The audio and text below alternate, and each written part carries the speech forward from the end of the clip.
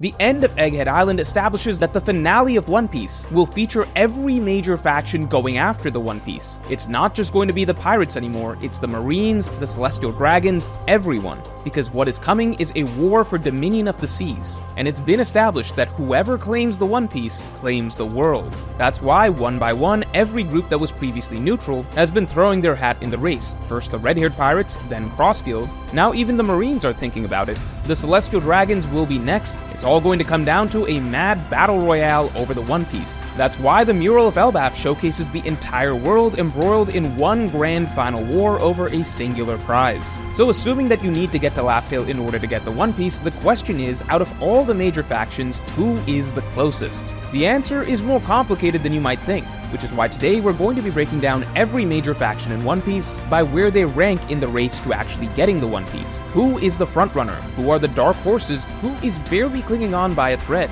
But before we get into it, make sure to subscribe. But first, I've got an amazing deal for Surfshark VPN for you all. Right now, Surfshark is offering my viewers a subscription for less than $3 a month. And in case you don't know what VPNs are what pretty much everyone is using when they're going online nowadays. Because with VPNs, you can change your location online to anywhere you want on the planet. And while most VPNs cost $13 to $15 a month, Surfshark is offering my viewers an insanely low price of less than $3 a month. And if you sign up for Surfshark right now, you can actually keep Surfshark at that crazy low price of less than $3 a month for up to 2 years. And you'll even get an extra 4 months free. If you're unsure of whether or not to try it out, you can also try it out for completely zero risk, because Surfshark is also giving a 30-day money-back guarantee. So trust me, if you use a VPN, literally a world of free TV and movie options opens up to you. So get your Surfshark deal today for less than $3 a month. Just go to surfshark.com/Morge or use code Morge for 4 extra months of Surfshark with a 30-day money-back guarantee. Link in the description below, or just scan the QR code.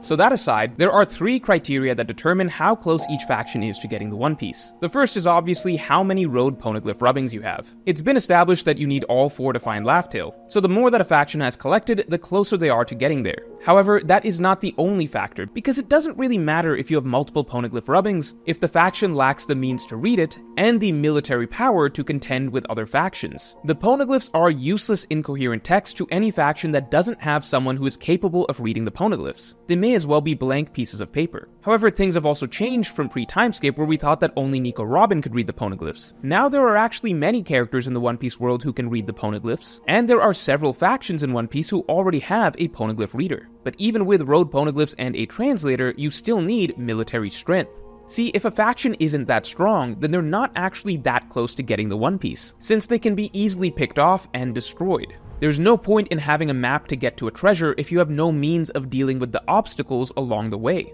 For instance, the Heart Pirates actually had 2 out of the 4 poneglyph rubbings, but they were never even remotely close to winning the race to getting the One Piece, because they were too weak. Literally the first enemy faction that they came across without having the Straw Hats to hold their hand, the Heart Pirates were immediately crushed. In reality, a faction that has 0 road poneglyph rubbings but has immense strength is automatically closer to getting the One Piece than a faction that has multiple poneglyph rubbings but is weak, since a strong faction can easily just take poneglyph rubbings from a weaker faction whenever they decide to. This concept makes a lot of sense, as the whole point of the race to the One Piece is that it takes strength to become king of the seas. It's not just a game of who can steal the rubbings and sneak away to the finish line, it's about fighting one's way to the top and establishing dominion of the seas. The Pirate King will inherently be the king of the seas, as only the strongest will be able to conquer all competition and gather all road poneglyphs. So the 3 metrics to determine how close a faction is to getting the One Piece are the number of road poneglyphs a faction has, the means to read the poneglyphs, and military strength.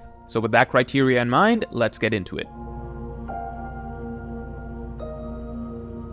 We'll quickly get this out of the way. The Revolutionaries are the only major faction that will go unranked, as they are the only group that has never expressed any interest in One Piece or in ruling the seas. Every pirate crew has established that they want the One Piece, and the world government wants absolute rule over the seas, which means they will soon need to go after the One Piece. But the Revolutionaries truly only want to defeat the world government, and nothing else. The fact that they never even asked Robin to teach them to read the poneglyphs reflects the pointlessness in ranking the Revolutionaries in the race for the One Piece. They're more so like a blue shell that's trying to take out the strongest player. So starting the list in last place, barely even making the honorable mentions, are Kid and Law. These two crews are the perfect example of how road poneglyphs aren't everything in the race to One Piece. Kid had the Whole Cake Island poneglyph that he did earn on his own, and the Wano poneglyph that Law generously gifted him for no f***ing reason. And Law had two road poneglyphs that Luffy allowed him to have for no f***ing reason. So when you have two bum characters who have basically been given poneglyph handouts like they're too far behind in Mario Party, then it ultimately isn't going to pan out to much for them because the race to the One Piece demands actual strength. Kid and Law were never even remotely close to becoming Pirate King. The road poneglyphs they had may as well have been for show, because literally the first day that they were separated from their father Luffy, they were destroyed and their poneglyph rubbings redistributed to actual contenders. So at this point in time, there's almost no reason to even mention Kid and Law since they have 0 road poneglyph rubbings, almost no military strength compared to other players, and therefore no real means to get back poneglyph rubbings, and even if they could get back poneglyph rubbings, then they have no means of reading them. I will note a popular theory that Killer may be a member of the Three-Eyed Tribe that can read poneglyphs, and that is why Oda has been hiding his full face, but at this moment in time it doesn't really matter. Right now, the only reason Kid and Law are still being mentioned in this list is out of respect for the fact that they could technically both still return and make a run at things again, but they don't make the actual rankings. Cross Guild is still very much a work in progress. I have a major theory coming up as to how they're about to take a leap forward and become a much more formidable force in the race for the One Piece, but at this moment in time, Cross Guild has no road poneglyphs, no means of reading the road poneglyphs, and while it has decent military strength, it's really lacking compared to every single faction above it. Cross Guild has one Yonko level character, Mihawk, and then Crocodile, who is, being generous with time skip growth. Maybe he's a Yonko commander level character, or even Yonko first mate level type character at this point, but then that's pretty much it. Beyond Crocodile and Mihawk, Cross Guild is missing the rest of what it takes to make a Yonko crew, namely a full roster of commanders, officers, strong foot soldiers, and so on. They have Daz Bones, I guess, but I doubt he's even Yonko commander level unless you think Daz Bones is now somehow equal to Doflamingo or something. Daz Bones at best may be Tobiropo level. And then let's not even get started on Buggy's fleet. Some people mistakenly believe that Buggy's fleet is very strong, but it's not. The fleet's previous strongest members were Hajrudin and his subordinates, and those guys are absolute garbage and have already left Buggy's crew. Buggy's remaining fleet was so weak that it was nearly wiped out by a basic fleet of Marines until Crocodile came in and soloed the entire Marines fleet for them. Cross Guild's path forward requires them to get a lot stronger so that they can then start making moves on road poneglyphs and maybe picking up someone who can read the poneglyphs along the way. The Red-Haired Pirates are our first true contenders for the One Piece. They already have 2 road poneglyphs that they picked up from the Kid Pirates, Kid's poneglyph from Whole Cake Island and Kid's poneglyph from Wano. With 2 out of the 4 poneglyphs, they are already halfway there, and out of every faction with multiple road poneglyphs, the Red-Haired Pirates may have the strongest military power to back it up. Their core crew has been implied to be the strongest of any Yonko crew, with Shanks' commanders being noted as exceptional even by Yonko standards. However, the biggest thing holding the Red-Haired Pirates back right now is that they have no means to read the poneglyphs. It's possible they could ask Saul for help, as they are friends with the Elbaf Giants in general, but it's unknown if they are that friendly with Saul in particular, or if Saul would even give them a hand in a competition with the Straw Hats. The one saving grace is a small advantage that the Red-Haired Pirates have that is unique to them, which is that Shanks was part of the crew that actually found Laugh Tale and the One Piece in the first place. Now, Shanks didn't actually join the Roger Pirates for the trip to Laugh Tale. However, a lot of details in the story suggest that Shanks does have a lot more knowledge regarding Laugh Tale and the quest for One Piece than the rest of the world. After Roger's death, Shanks apparently knew that he was not supposed to go after the One Piece yet, and that there was some greater role that he must play separate from that. And he also knew that it was not time to go after the One Piece until Luffy had fully matured, despite the fact that it was established that Shanks was fully capable of fighting the other Yonko head-on. Though you can hear more about that in depth in this video that you can click above. Essentially, Shanks is playing a different game than everyone else, in that he knows information about the whole One Piece quest that nobody else does. And even if he missed the voyage to One Piece itself, he has been in close contact with the ones who reached the One Piece, Rayleigh and Gaban, this entire time. And Shanks seems to have clearly been discussing the will that Roger left behind with them many times. So there is a special leg up that Shanks has over the rest of the competition that we don't fully understand yet. However, until we get a better picture of what Shanks' full knowledge is, based on the criteria that we have so far, at the moment the Red-Haired Pirates have to be placed in the middle of the pack.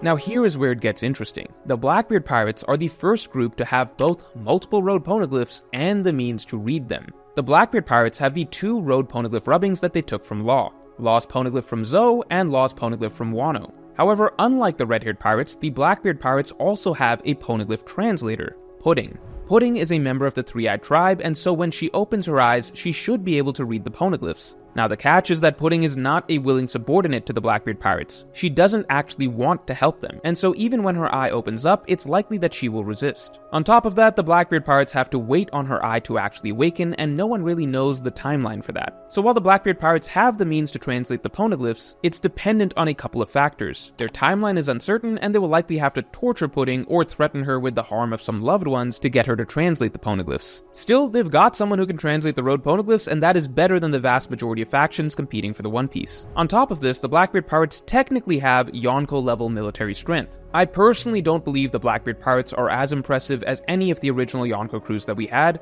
or even the Straw Hat pirates today, considering what a joke an aging Garp made them all look like. But at the same time, the Blackbeard pirates technically have a trump card in Aokiji. Aokiji's presence arguably outweighs the poor standard of the rest of the Blackbeard pirates' officers, and debatably makes Blackbeard actually have the strongest core Yonko crew. It's just hard to really weigh Aokiji properly, since it's been clearly established that Aokiji isn't actually loyal to Blackbeard, and is secretly pursuing his own independent agenda. Since Aokiji is clearly not actually trying to make Blackbeard king of the seas, I don't think it's fair to fully count Aokiji as an asset in the context of this discussion of which faction is closest to becoming king of the seas. Even with Aokiji aside, the Blackbeard pirates have 2 road poneglyphs, a way to potentially read them, and just about Yonko level military strength, which all balances out to giving them a number 3 spot on this list.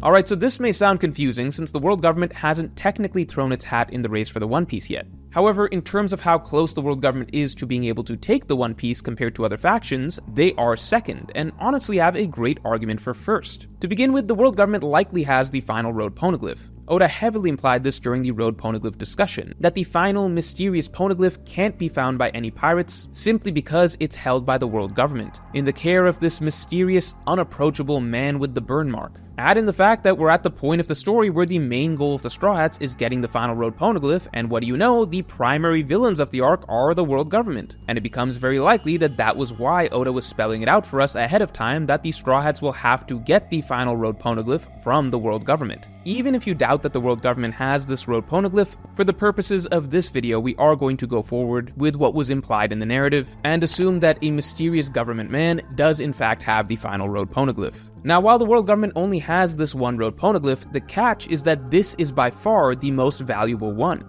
See, at this point, road poneglyph rubbings are a dime a dozen. So many different groups have their hands on multiple road poneglyph rubbings, and everyone knows where to find them. If the red-haired pirates want to get the Zoe poneglyph that they're missing, they could target the Straw Hat pirates or the Blackbeard pirates. If the Blackbeard pirates wanted the Whole Cake Island poneglyph that they're missing, they could target the Straw Hat pirates or the red-haired pirates. And if the world government wanted the Zoe, Whole Cake, or Wano poneglyphs that it is missing, they could target any one of these 3 crews. Now obviously taking down a Yonko crew to take their poneglyph rubbings is easier said than done. It would require a giant battle and extreme risk for any faction to attempt this. But at the end of the day, the fact is that the Zoe, Whole Cake, and Wano poneglyphs are still at least identifiable and gettable poneglyphs. That is not the case with the world government's road poneglyph.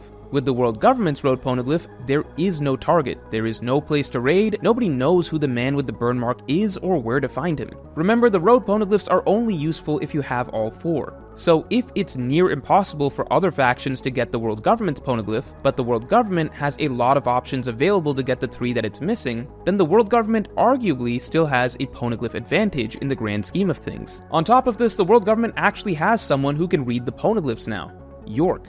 Vegapunk learned how to read the poneglyphs himself, and as one of the Vegapunk satellites, York would have this knowledge as well, the same way York knows how to create mother flames and so on. And unlike Pudding, there are no restrictions on York. York can presumably read the poneglyphs with no stipulations. And finally, in terms of strength, the world government is obviously the most powerful faction on the planet. This needs very little explaining beyond the fact that it appears that the endgame of the entire story may involve the vast majority of all other factions on the sea having to unite to defeat the world government. Between Imu, the Gorosei, the God's Knights, the Seraphim, the Marines, and much more, it's clear that the world government is far ahead the rest of the world in terms of power. So bottom line, the world government has the most valuable road poneglyph, the means of reading the road poneglyphs, and by far the most military power. But first, this month we just dropped our newly inspired versions of the best-selling One Piece Island posters for your walls. Water 7 at night, the Straw Hats stand at Enies Lobby, Luffy's loss at Alabasta, the destruction of Skypiea, and more. All of these islands have been vividly reimagined, so make sure to check them out. You can get any 2 posters you like from the entire collection and get another 2 free. You can also get a bundle of 15 for a major discount, or even the entire collection bundle for a major discount. And if you complete your collection and you have 1 poster of every island, then we will send you the final exclusive unlockable poster for free, the Moon. So get your posters by hitting the link in the description below. So with all that being said, why do I still rank the Straw Hats at number 1? Well, of course, to begin with, the Straw Hats have 3 road poneglyphs, from Zou, Whole Cake Island, and Wano, which is more than any other faction. On top of that, they also have someone who can read the poneglyphs, Robin, so that is checked off. Now in terms of military strength, the Straw Hats clearly have a Yonko caliber core crew, but on top of that, outside of their core, they also have an absurd roster of official allies at their call, such as the Grand Fleet, the nation of Wano, the nation of Zou and Zunisha, as well as Fishman Island and the ancient weapon Poseidon. This puts the Straw Hats comfortably far above any other pirate crew. Now, they're still nowhere near as strong as the world government. However, the caveat is that while the Straw Hats' allies would all likely come to aid them in a heartbeat if called upon, the world government's full military force can't easily be used, since the world government has to deal with maintaining control over the entire world. As we saw during Marineford, it is a very long, extended process to bring together all Marines from across the world in order to fight a Yonko. And even the God's Knights seemingly have a lot to deal with, since at this stage of the story, there are battles the world government is having to deal with on multiple fronts. As we saw, even now, the world government can't devote its full forces to fighting the Straw Hats, because it simultaneously has to deal with the attack on Marijua. And while I argued that the world government's single poneglyph is the most valuable, which is true, I ultimately don't think that outweighs the Straw Hats having 3 poneglyphs. See, for the world government to get the full 4 poneglyphs, it would have to either defeat both the red-haired pirates and the Blackbeard pirates, or it would have to defeat the Straw Hat pirates. Defeating both the red-haired pirates and the Blackbeard pirates is just too tall of an order. The world government would have to amass a force that they simply do not have the luxury to assemble right now, considering the world government is also in active conflict against both Cross Guild and the Revolutionaries. And while just defeating the Straw Hat pirates is more doable, again, we already saw at Egghead that even sending an admiral, 10 vice admirals, and 100,000 soldiers isn't enough. And if push really came to shove, the Straw Hats could call upon their own ridiculous roster of allies. So ultimately the question is, would it be harder for the world government to win 3 additional poneglyphs through wars against the Yonko, or for the Straw Hats to just get their hands on one last elusive poneglyph held by the man with the burn mark? I say that even if the man with the burn mark is notoriously hard to find, I still think the world government has the harder challenge on its hands. Therefore, I'm placing our protagonists as the group that is closest to getting the One Piece. But who knows? All of that could change with one defeat to Emu and the God's Knights here at Elbaf, as all 3 of the Straw Hats poneglyphs could end up in the world government's hands. Maybe the world government isn't as far off from the One Piece as we think.